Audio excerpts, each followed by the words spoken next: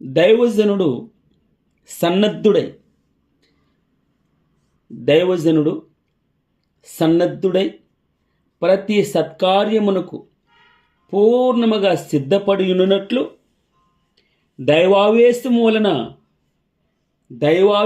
వలన కలిగిన ప్రతి లేఖనము ఉపదేశించుటకును, ఖండించుటకును, తప్పుదిద్దుటకును, నీతి యందు శిక్ష చేయుటకును ప్రయోజనకరమై ఉన్నది.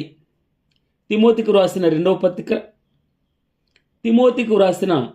రెండవ పత్రిక 4వ అధ్యాయము 2వ వచనం నుండి.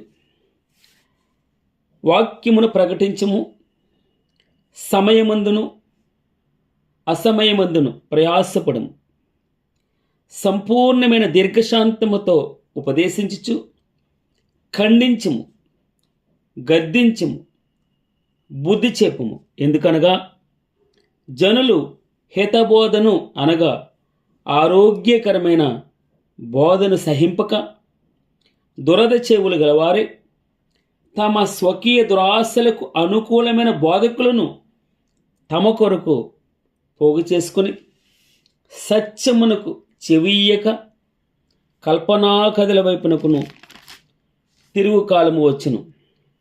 అయితే నీవు అన్ని విషయముల్లో మితముగా ఉండుము, శ్రమపడుము, స్వార్థకుని పనిచేయము. నీ పరిచర్యను సంపూర్ణముగా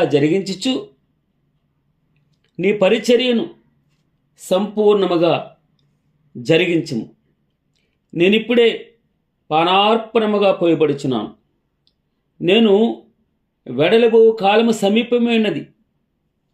మంచి పోరాటము పోరాడి తిని నా పరుగు కడముట్టించి తిని విశ్వాసము కాపాడుకుంటేని ఇక మీదట నా కొరకు నీతి కిరీటం ఉంచబడి ఉన్నది.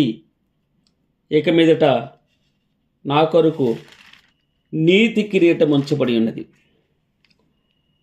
నీ యవ్వనమును బట్టి ఎవడును నిన్ను తృణీకరింపనీయకము గాని మాటలోను, ప్రవర్తనలోను, ప్రేమలోను, విశ్వాసములోను, పవిత్రతలోను విశ్వాసులకు మాదిరిగా ఉండము.